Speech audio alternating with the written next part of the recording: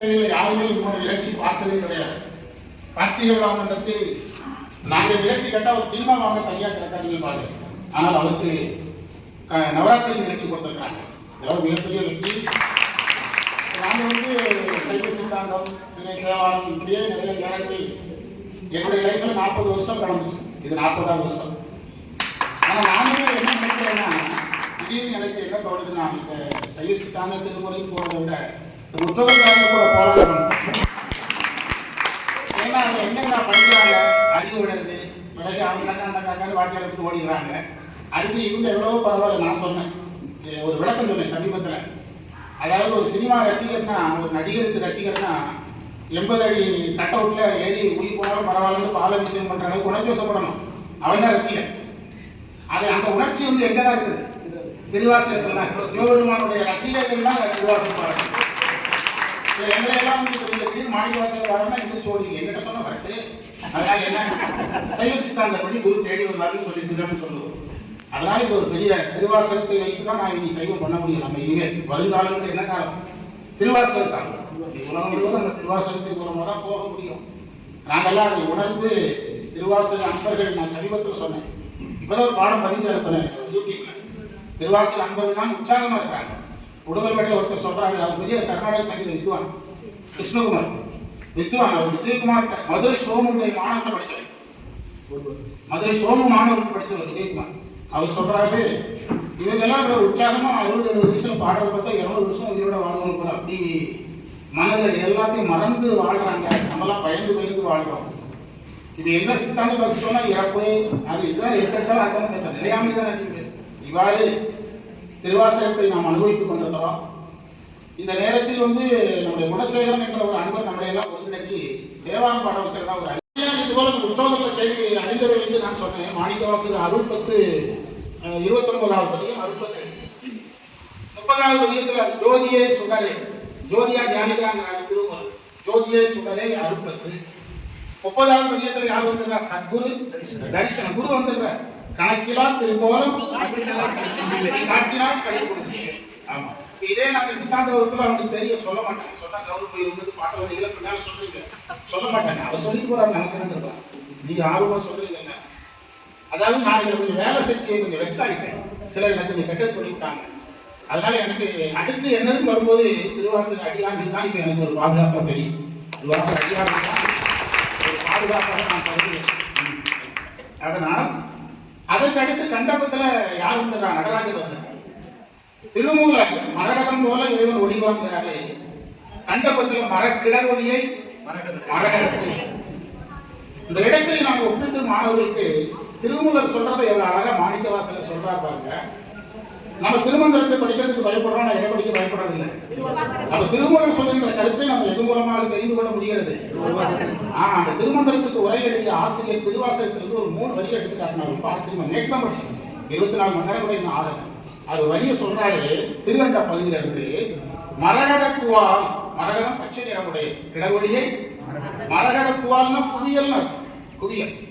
மாமணி பிறக்கம் சிவப்பு மணி. மாமணி பிறக்கம்னா விளங்குதல். மின்னொளி கொண்ட பொன்னொழி திகழ திசைமுகம் சென்று தேடினருக்கு ஒளி. அந்த திருமூலர் பாடல் ஒன்று சொன்னேன் அல்லவா, அந்த பாடல்ல அயன்மால் தேடுனதையும் திருமூலர் சொல்றார். திருமூலர் ஞானகுரு தரிசனத்துல என்ன சொன்னாரோ அதை மாணிக்கவாசகர் மிக எளிமைப்படுத்தி எவ்வளவு அழகா திருவாசகத்துல சொல்லுகிறார். நீங்க வீட்டுல போய் பார்த்துக்கிடுங்க.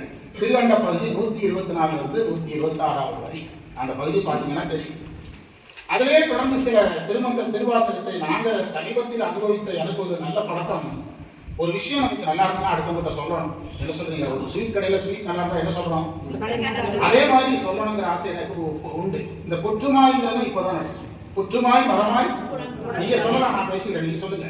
புற்றுமாய் மரமாய் புகழ் ஆவே உண்டியாய் அண்டவானதும் பிறரும் பற்றினேன் பற்றினாய் பதையே மனமிக புதையே பரியே பரியாவுடன் தன்னை. மந்திரத்துல என்ன சொல்றாருன்னா, சிவபெருமான அடையிறதுக்கு தியானம் பண்ண போனவங்க புற்றாவே ஆயிட்டாங்க. புற்று வளர்ந்து புற்றுக்கு அவருக்கு வித்தியாசம் தெரியாம போயிட்டாங்க. அவங்க தியானம் பண்ண போன இடத்துல மரம் வளர்ந்து மரத்துக்கு அவங்களுக்கு வித்தியாசம் தெரியாத அளவுக்கு அவங்க ஆயிட்டாங்க. சாப்பாட்டுக்கு தண்ணீரை மட்டும் குடிச்சாங்க, காற்றை மட்டுமே சுவாசித்தாங்க.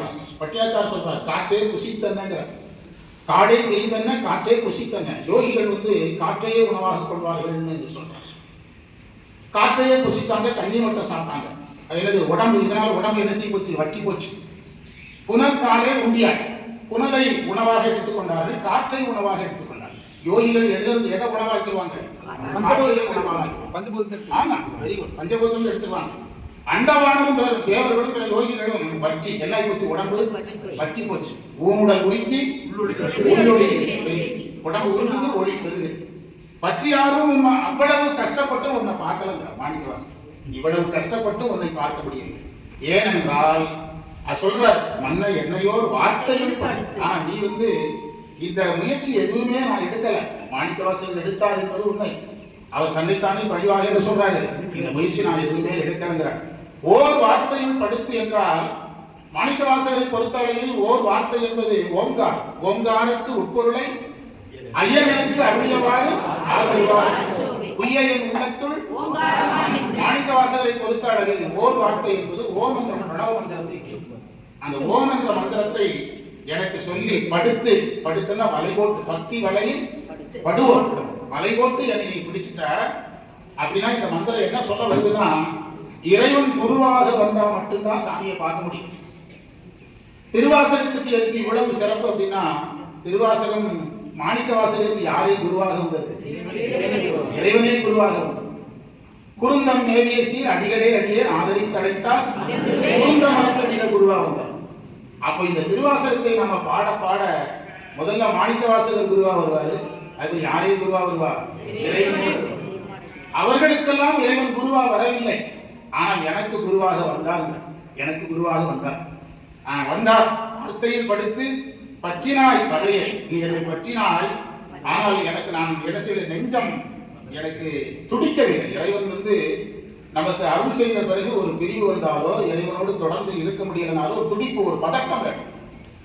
நான் அதுதான் சொல்றேன். திருவாசகம் பாடுறவங்க எனக்கு பிடிச்ச விஷயம் என்னன்னா, நல்ல ஒரு இதோட இருக்கணும், வேகம் இல்லை, ஒரு பதட்டம் இருக்குது. பதட்டம் இருக்கணும். புரியுதா? திடீர்னு எங்க தாய்மாமா வந்துட்டாரு, கையை ஓடல கால் ஓடலன்னு சொல்றீங்கன்னா அந்த பதட்டம் யார் மேல இருக்கணும், இறைவன் மேல இருக்கணும். அது எனக்கு தெரிஞ்சு இப்ப சைவத்துல எனக்கு இது 40 வருஷம் சொன்னேன், சாமி 80 வருஷம் பார்த்துருப்பாரு. எனக்கு தெரிஞ்ச என்னுடைய அனுபவத்துல இந்த பதட்டமும் இந்த வேகமும், வேகத்தில் விவேகமும், வெறும் பதட்டம் போதாது, விவேகமும் யாரிடத்தில் மட்டும்தான் இருக்குது, முற்றோதல் பண்றவங்க கிட்ட தான் இருக்குது. இன்றைக்கு தமிழ்நாடு முழுவதும் நாம சுத்தி பார்த்துட்டேன்.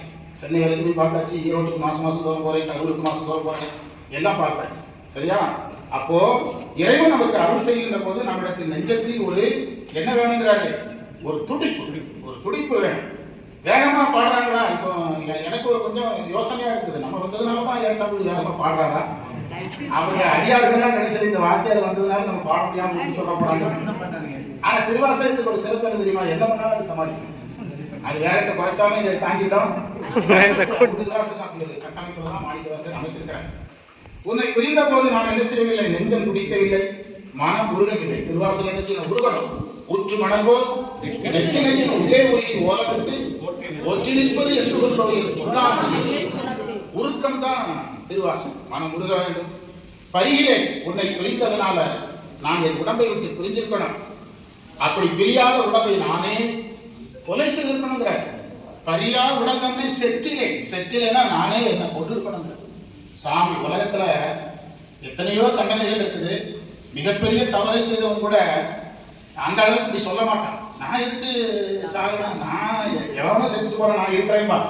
ஆனா மாணிக்கவாசகர் சொல்றாரு, இறைவனை பிரிந்ததுக்கு என்ன தண்டனைதான், என்னையான செத்திலாப்பத்து, பாடாப்பத்து. இதெல்லாம் திருவாசகத்தை படிக்க படிக்க படிக்க படிக்க நாம யாரும் எழுதுறோம், இறைவனை எழுதுறோம். நேற்று தான் ஒரு உதாரணம் சொன்னேன். திருவாசகம் படித்து நமக்கு இறைவன் வருவது இயற்கை மழை. நம்ம எதையாவது படிச்சு கொடுத்து இறைவனை வர வைக்கிறது செயற்கை மழைன்னு சொல்லிட்டு. எந்த மழைதான் தேவை, இயற்கை மழைதான் நமக்கு தேவை இல்லையா? அப்படி திரிதருகின்றேன் திருப்பெருந்துறை உரை சிவனே என்று சொன்னார். இதற்காக இந்த பகுதி நான் எடுத்தேன்னா, இது எனக்கு மனசுல ஒரு பதிவாக இருந்து உங்களுக்கு சொல்ல நினைச்சேன். இன்னொரு முக்கியமான இடத்தை ஞாபகப்படுத்துறேன். திருவண்ட பகுதியில், அது இன்றைக்கு திருவண்ட பகுதியில் அதிகமாக போகுது. திசை முதல் சென்று தேடினருக்கு ஒளித்தும்னா கடந்து சென்று. அதுல ஒரு பெரிய பட்டியலே கொடுக்குறார் மாணிக்கவாசகர். யார் யாரெல்லாம் தேடினாங்க, யாரெல்லாம் பார்க்க முடியல, யாருக்குமே தெரியல, யாருக்கு மட்டும் தான் தெரிஞ்சாரு. ஒரு பெரிய பட்டியல் கொடுக்கிறார். அதுல ஒரு பட்டியல் ஐம்புலம் செலவெடுத்து, இப்ப நம்ம பார்த்த மந்திரம் தான், ஐம்புலங்களை அடக்கி எங்கெங்க மலை இருக்கிற மலைகள் எல்லாம் போய் தவம் செய்தவர்களுக்கெல்லாம் நுகர்கின்றவைகளை எல்லாம் துறந்து உடம்பை வற்ற வைத்தவர்களுக்கு கூட கிடைக்காத இறைவன் யாருக்கு கிடைத்தாரு? எனக்கு கிடைத்தார். நீங்க அந்த பகுதிக்கு கொஞ்சம் முக்கியத்துவம் கொடுத்து படிங்க. எந்த பகுதி? திருவண்ண பகுதியில் நான் சொல்றது 126வது தேடினவங்க லிஸ்ட் எல்லாம் கொடுத்து அவங்களுக்கெல்லாம் கிடைக்காதவர் எனக்கு கிடைத்தார். அப்படின்னா திருவாசகம் பாடம் நமக்கு யார் கிடைப்பார்? இறைவன் நமக்கு கிடைப்பார் என்பதை சொல்லுகிறார். சரியா? இதே கருத்தினுடைய தொடர்ச்சி தான் இன்னொரு திருவாசகம். உங்களுக்கு நல்லா வம்பனேன் தன்னை, வம்பனேன் என்பதற்கு பயனற்றவர் அர்த்தம். மாணிக்கவாசகர் தன்னைத்தானே என்ன சொல்றாரு? அவர்தான் பயனுள்ளவரா வாழ்ந்தார். தன்னைத்தானே என்ன சொல்றாரு? பயனற்ற. வம்பனேன் தன்னை ஆண்டமா மணியே மற்றநாள் கத்திலே கண்டார் அப்படிங்கிறார். 9 அறியாத ஒருவனை தேவர்கள் கூட உன்னை அறியா ஒருவனாக இருவருக்கு உணர்விறந்து உலகம் ஊடுருவதெல்லாம் கடந்து நிற்ற செம்பெருமானே, சிவந்த நிறமுடையவங்கிறதுனால செம்பெருமான், சிவபுரத்து அரசி, சிவபுரம் என்ற இடத்தில் அரசனாக இருப்பவனே, திருப்பெருந்துறை என்று மாணிக்கவாசகர் எங்க சொன்னாலும் திருவாசகத்தை நம்ம படிக்கும் போது பொருள் காணும் போதெல்லாம் ஒரு விஷயத்தை ஒரே ஒரு வார்த்தையை சேர்த்துக்கணும். குரு குரு என்பதை சேர்த்துக்கணும். திருப்பெருந்துறைனால என்னதுதான்? குரு தான். குரு குருன்னு சேர்த்துக்கிட்டா திருவாசகம் நம்மள எங்கேயோ கொண்டு சாமி குரு குரு என்று சேர்த்துக் கொள்ளணும். சாமியை நமக்கு குருவாக உட்காந்துக்கிறார். அதனால அதாவது அந்த உண்மை விளக்கம் ஒரு நூல் இருக்கு சைவ சித்தாந்தத்துல. மோட்சத்துக்கு வழி என்னன்னு அந்த நூல் கேட்குது. அப்பாய் முத்திக்கு அழியாத காரணம் தான் செப்பாய், செப்பத்தை ஒப்பில் குரு இந்த சங்கமம் அப்படின்னு சொல்லுது. அதற்கு பொருள் என்னன்னா, கோயில், குரு, சிவனடியார் இந்த மூணு இருக்கிற இடத்துல இருந்தா உனக்கு மோட்சம்னு சொல்லப்பட்டது. அடி சாஸ்திரம். ஆமா, நீ உட்கார்ற இடத்துல 3 விஷயம் கம்பல்சரி இருக்கணும். கோயில் இருக்கணும், குரு இருக்கணும், அடியார். அங்க இரு, உனக்கு என்ன உண்டு? மோட்சம் உண்டு என்று சொல்லுது. அதனால் அதுல இந்த திருப்பெருந்துறை நமக்கு குரு தான் ஞாபகம் எடுத்துக்கோ. செந்தடல் குறைதிரு மேனியும் காட்டி காட்டினாலே குருதான். செந்தடல் குறைதிரு மேனியும் காட்டி திருப்பெருந்துறை கோயிலும் காட்டி அங்கனா குருன்னு அர்த்தம். நாம அங்கனா பிராமணர் ஐயர் நினைச்சிருக்கோம். அவரை நம்ம குருவா பார்க்கறதுனால அவருக்கு அந்த அங்கனங்கிற பேர் வந்து அங்கனன் ஆவதும் காட்டி வந்து ஆண்டார். யாராக வந்து? திருவாசகத்தை படிக்கிற நீங்க 2 எழுத்து மட்டும் ஞாபகம் வச்சுட்டா போதும். எந்த எழுத்து? குரு. ஒவ்வொரு நிமிடம், ஒவ்வொரு வரிக்கும், ஒவ்வொரு எழுத்துக்கும் என்ன ஞாபகம் இருந்தா போதும்? குருங்கிற வார்த்தை மட்டும் ஞாபகம் இருந்தாலே போதும். எம்பெருமானே என்னை ஆழ்வானே என்னை நீ பூவிக்கொண்டார். பூவினா அடைத்துக்கொள் என்று கேட்கிறார். பூவிக்கொண்டார் என்று சொல்லுகிறார். அனுபவ சுத்திங்கிற ஒரு பகுதி திருச்சதகத்தில் 6வது தலைப்பு. நம்முடைய ஐயாச்சாமி அவர்கள் உடுமலையில பாடும்போது இந்த தலைப்பு பாடுங்க. அனுபவ சுத்தி பாடினார். அனுபவம் பாடிட்டு சில பகுதிக்கு கூட அனுபவ சுத்தி வந்துட்டோம். அதுல ஒரு மந்திரத்துல சொல்றாரு, 52வது மந்திரம். அது சொல்றாரு, செய்வதறியா சிறுநாயேங்கிற.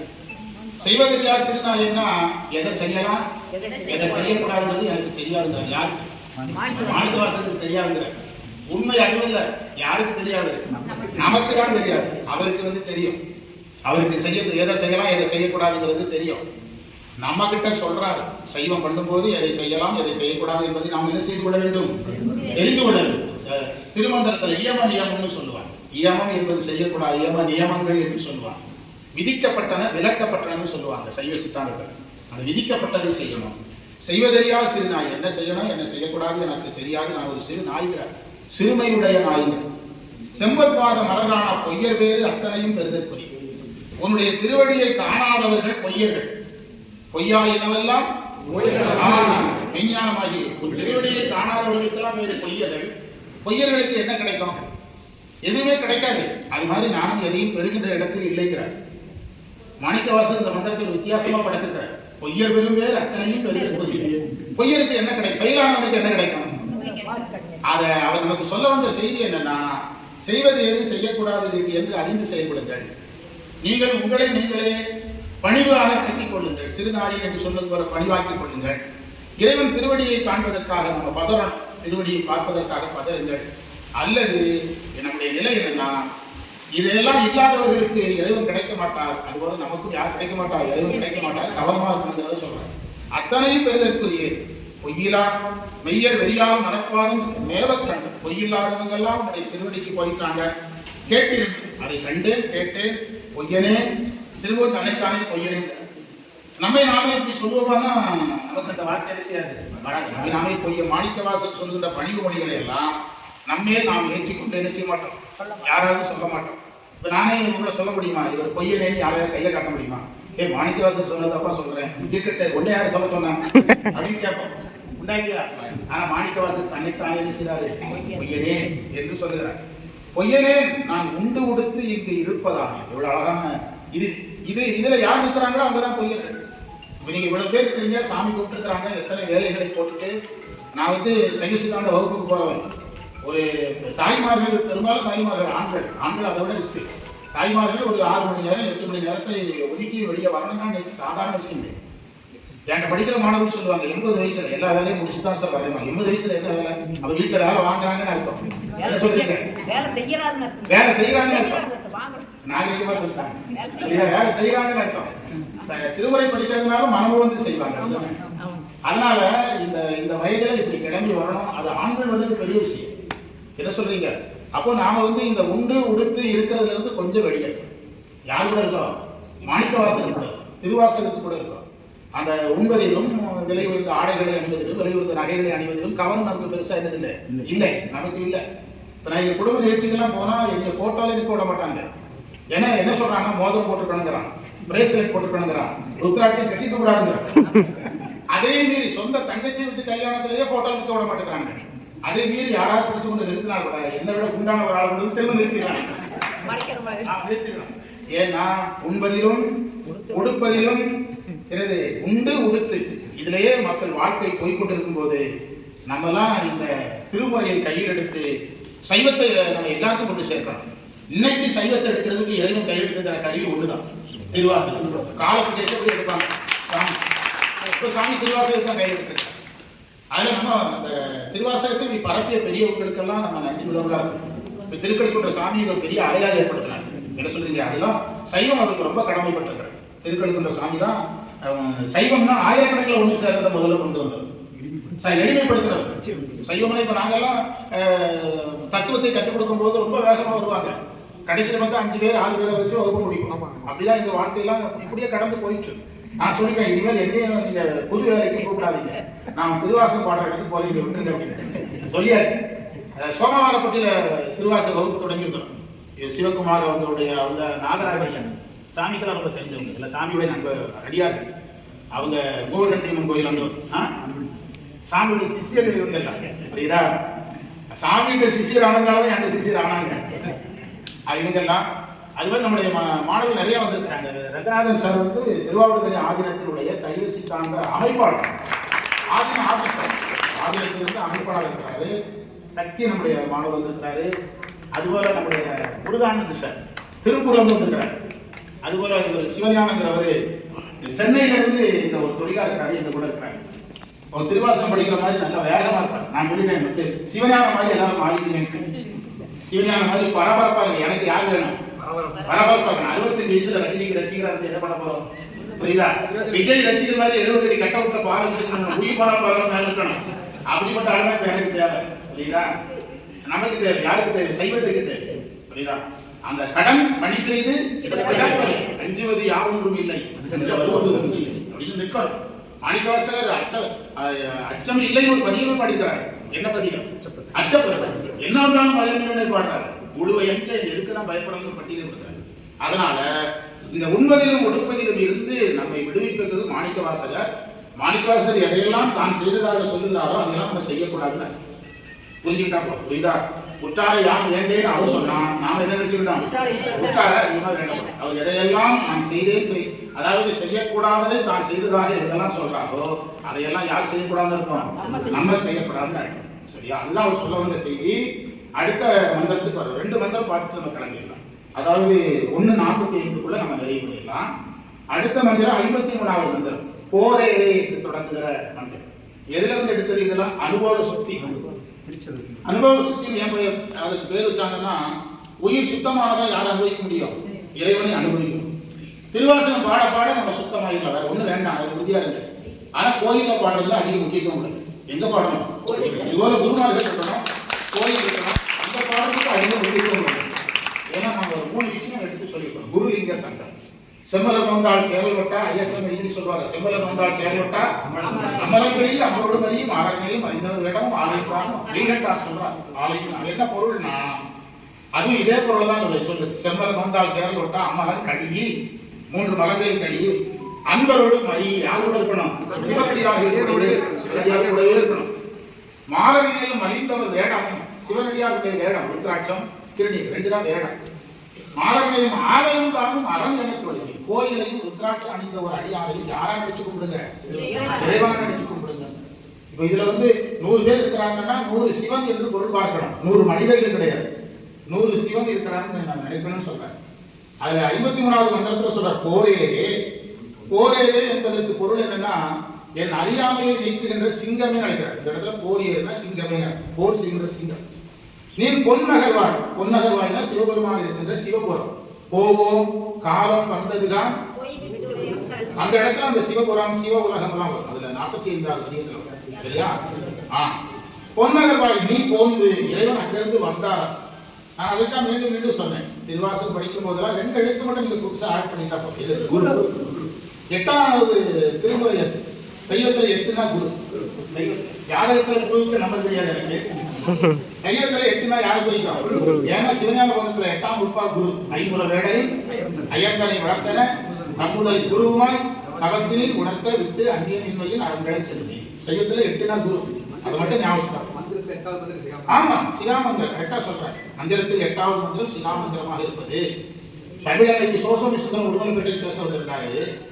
தமிழன்னைக்கு ஒவ்வொரு நகைகளாக ஒரு புலவர் பாடிட்டார். தமிழன்னைக்கு காதி போடுற அணிகள் இது, மூக்குத்தி இது, அதே மாதிரி மேகலை இது, சிலம்பு இதுன்னு ஒரு புலவர் பாடிட்டார். அது பாடிட்டு கடைசியா ஒரு கேள்வி கேட்டார் சோசோமி சுந்தரம். எல்லா நூல்களும் இதுல வந்துட்டு திருவாசகம் வருகிறேன்னு உங்களுக்கு சங்கடமா இருக்கும். தமிழன்னைக்கு தாலியே திருவாசகம் தான். தமிழன்னைக்கு தாலி எது? திருவாசகம். அதாவது தமிழ் திருமுறைகள்ல பழமையான நூல்கள்ல திருவாசகம் ஒன்றல்ல. 1700 மறைமறையடிகள் 1700 வருட பழமை சொல்றார். ஆமா, 1000 இப்ப குவால்னு ஒரு வார்த்தை இருக்கு. எந்த திருமுறையும் அந்த வார்த்தை கிடையாது. குவியல் அர்த்தம். இந்த வார்த்தையெல்லாம் அந்த பண்டை காலத்தில் இருந்த பேச்சு சொற்கள். அதை மாணிக்கவாசகம் பயன்படுத்துறார்.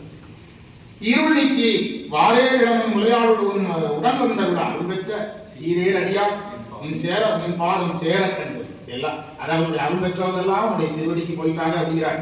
நாம என்ன புரிஞ்சுக்கணும்னா, அருள் பெற்று இறைவன் திருவடிக்கு போகணும்னு புரிஞ்சுக்கணும். புரியுதா? கண்டும் நான் எப்படி ஆயிட்டேங்கிறாரு? கண்கெட்ட ஊரேராய். கண்ணு தெரியாத ஊருக்கு பொதுவான பசு ஏறு காலமாடு மாதிரி ஆயிட்டேங்க. உதாரணம் எல்லாம் உலகத்துல யாராலையும் சொல்லவே முடியும். கண்கெட்ட ஊரேராய். கண்ணு தெரியாத ஊர் காலமாடு மாதிரி ஆயிட்டேங்க. கண்ணு தெரியாத காலமா அதுக்கு சொல்றாரு. ஊரேராய் இங்கு உடல் வேறு திரிந்து கொண்டிருக்கிறேன், கொடியே உயிர்தான் உலவாதே என்று சொல்றார். அந்த இடத்துல பண்டிதமணி கதிரேச செட்டியார்னு ஒருத்தர் இருந்திருக்கிறார். அவர் தான் திருவாசகத்துக்கு விளக்கம் சொன்னவங்கள டாப். யாரு? பண்டிதமணி கதிரேச செட்டியார். புரியுதா? 170 திருவாசகத்துக்கு தான் உரை எழுதினார். திருச்சதகம் 100, நீத்தல் விண்ணப்பம் 50, திருவம்பாவை 20. 170 நைட் முழுவதும் பேசினாலும் பேசிட்டு அப்படி எழுதியிருக்கிறார். யாரு? அவர் இந்த இடத்துல ஒரு உதாரணம் சொன்னாரு. மாணிக்கவாசகர் தன்னை எதற்காக கண்ணு தெரியாத ஊர் காலமாடு மாதிரின்னு சொன்னார்கள் விளக்க சொன்னாரு. மேய்ப்பவன் இல்லை, அந்த காலமாட்டை மேய்க்கிறதுக்கு ஆடு. நீ இல்லைன்னா என்ன மேய்க்கிறதுக்கு யாரும். நம்மளை யாரு தான் மேய்க்க முடியும்? இறைவன் தான் மேய்க்கும். நான் ஒன்னா சிவனடியார் ஒன்ன சொல்ல, சிவனடியார் ஒன்ன சொல்ல, நான் ஒன்ன சொல்ல, இப்படியே எனக்கு வருஷங்கள் ஓடிச்சு. கடைசியா நான் ஒரு டயலாக் கண்டுபிடிச்சேன். அது உங்களுக்கு பொறுத்தாது. சிவனை சமாளிச்சுலாம் சிவன் அடியார்களை சமாளிக்க முடியாது. சிவனை சமாளிச்சுலாம் சிவன் அடியார்களை சமாளிக்க முடியாது. சிவனடியாரை யார் தான் மேய்க்க முடியும்? சிவன் தான் மேய்க்க முடியும். கோயில் நடைய சாத்தினா சாமி ஒரு 5 நிமிஷம் திறந்து விடுங்க சாமி. எங்க மக்கள் அப்படி திறக்க வச்சிருக்காங்க. சீர்காழியில திறக்க வச்சுட்டாங்க. அவர் அர்ச்சகர் திறக்க மாட்டேன்ட்டாரு. இந்த அம்மா வாசல் தோளுடைய செய்யும் பாட ஆரம்பிச்சுட்டு, எங்க அம்மா இவ்வளவு பாடுறது என்ன செய்யுது? திறந்து விடுறா கதவன். சாத்தின நடையை திறந்துட்டாங்க. மெயின் நடை கிடையாது. அந்த மேல இருப்பாங்க சாமி, மேல ஒரு சாமி இருப்பாரு, அந்த கதவை திறந்து விட்டாங்க. அதாவது மேய்ப்பன் இல்லாதவன் போல ஆகிட்டு அந்த ஊர் காளை மாடை யாரும் அடக்க முடியாது. அடக்குவதற்கு ஆள் இல்லாமல் ஆகிடும். இறைவனுக்கு நம்ம கட்டுப்படலாம். நம்ம நிலைமைக்கு ஆகிடுங்கிற மேய்ப்பன் இல்லாதது போய் ஆகிவிடுவோம். அடக்குவார் இல்லாமல் ஆகிவிடுவோம். ஆமா சொல்லுங்க. ஆமா, என்ன மாடு? இடிமாடு. இடிமாடு ஆகிவிட்டு ரொம்ப சாப்பிடும் அந்த மாடு. நான் கிராமத்தில் பிறந்து வளர்ந்தவங்க கோயில் ஆடு, கோயில் மாடு, ஊர் மாடு எல்லாமே பார்த்துருக்கோம். புரியுதா? அளவுக்கு அதிகமாக சாப்பிடும் அந்த காளை மாடு. அதாவது வயிறார உண்ணும், துன்புறுத்தம். போறவங்க வரவங்களெல்லாம் என்ன செய்யும்? சாமிக்கு கட்டுப்படலை, குருவுக்கு கட்டுப்படலைன்னா அந்த உயிரில் அப்படிதான் இருக்கும். அதை பட்டியலிட்டு கொடுத்தார் மாணிக்கவாசகர். ஒன்று சாமிக்கு கட்டுப்படணும், இல்லைன்னா சாமியை நம்புற குருவுக்கு கட்டுப்படணும். அப்படி இல்லைன்னா மேய்ப்பன் இல்லாத ஆளுவோல் ஆகியோம், அடக்குவதற்கு ஆள் இல்லாமல் போய்விடுவோம். உணவுல அதிகம் உங்களுக்குலாம் உணவுல கவனம் இல்லை. உங்க முகத்தையெல்லாம் பார்த்தா 5 மணிக்கு சாப்பிடுறதுனால சரி சொல்லிட்டு போல அவ்வளவு பிரகாசமா காலையில் 8 மணிக்கு வந்த மாதிரி இருக்கிறீங்க. இப்படி சொல்லிட்டு பேசாதீங்க சார் அப்படின்னு சொல்றீங்க. அது துன்புறுத்தும். அந்த காளை மாடு எல்லாரும் விஷயம் துன்புறுத்தும், கட்டுக்கடங்காமல். அதுல ஒரு வார்த்தை சேர்ந்தார் திருவாசகத்தில், ஒரு வார்த்தை கூட முக்கியம். ஒரே ஒரு வரி சொல்றேன், உங்களுக்கு நைட்டு தூக்கம் வர திருவாசக வரி சொல்றேன். அது விச்சிக்கேடு, அதுக்கு விளக்கம் சொல்றேன், உங்களுக்கு நைட்டு தூக்கம் வர.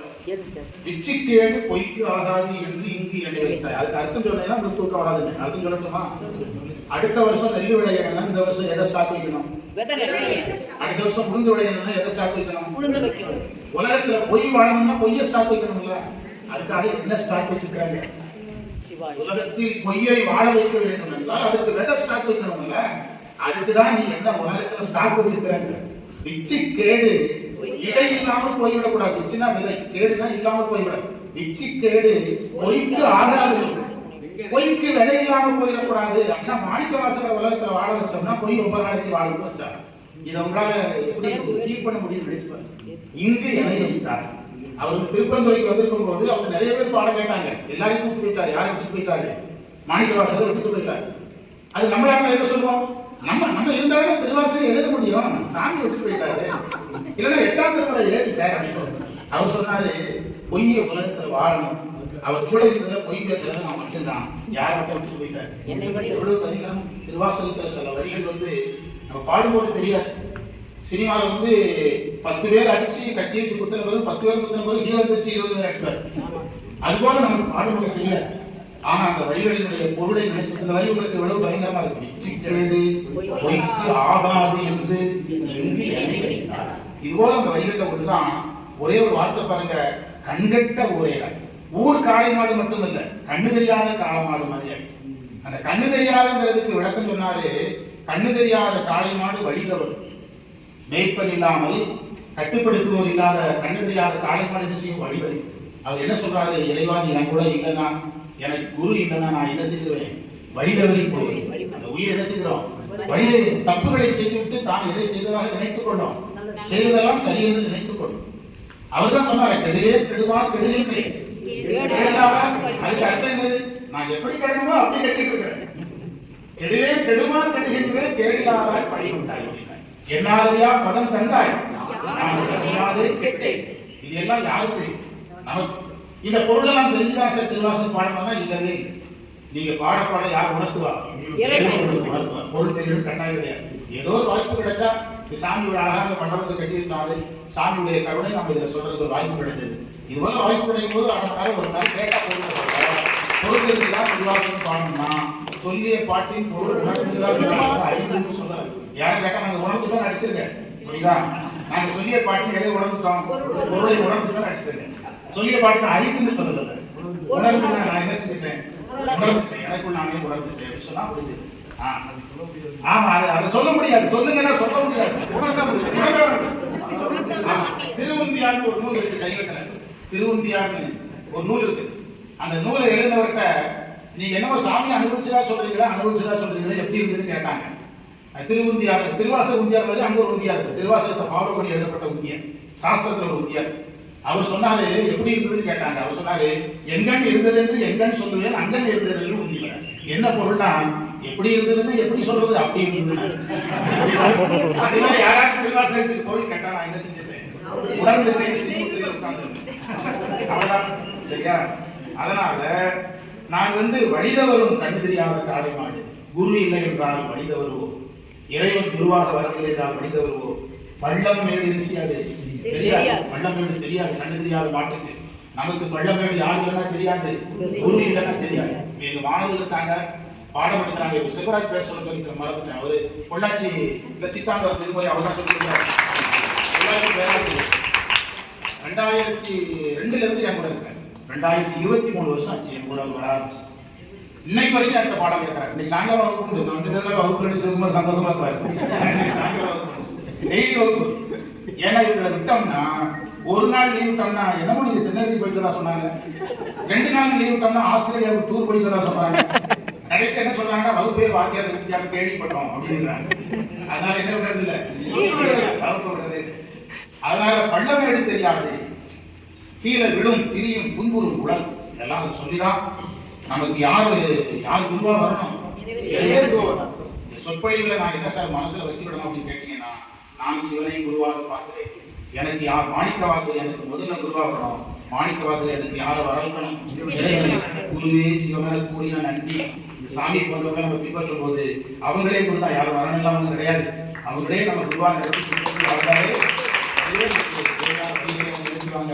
காட்டுவார்கள் என்பதை நான் செய்தியாக வைத்து, இதுபோல வாய்ப்பு கிடைக்கும் போது நான் ஐயாச்சாமி சாமி எல்லாம் சேர்ந்து நம்ம எல்லாரும் ராகுல் ஐயா இருக்காங்க, கிருஷ்ணராஜ் ஐயா இருக்காங்க, சங்கராஜ் ஐயா இருக்காங்க, எல்லாரும் சேர்ந்து நம்ம இந்த திருமுறை பணியை எடுத்து சொல்லுவோம். நமக்கு 2 நோக்கம் தான், அதாவது மேன்மைகள் செய்வ நீதி, என் கடன் பணி செய்வது, செய்வ நல்லா இருக்கணும், நம்ம வேலையை செய்யணும், வேற எந்த நோக்கமும் எதிர்பார்ப்பும் நமக்கு என்று சொல்லி நிறைவு செய்யும். சரியா?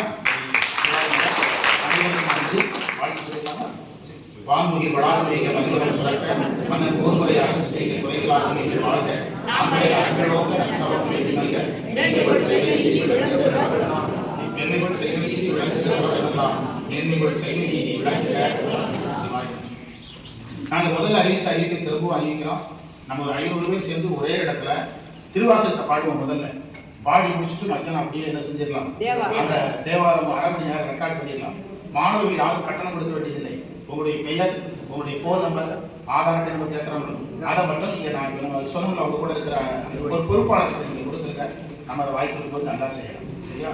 சாமியுடைய உதவியை இங்கே செய்யும், இங்கே செய்யலாம், எது நிறைவு செய்யும். சிவாய்.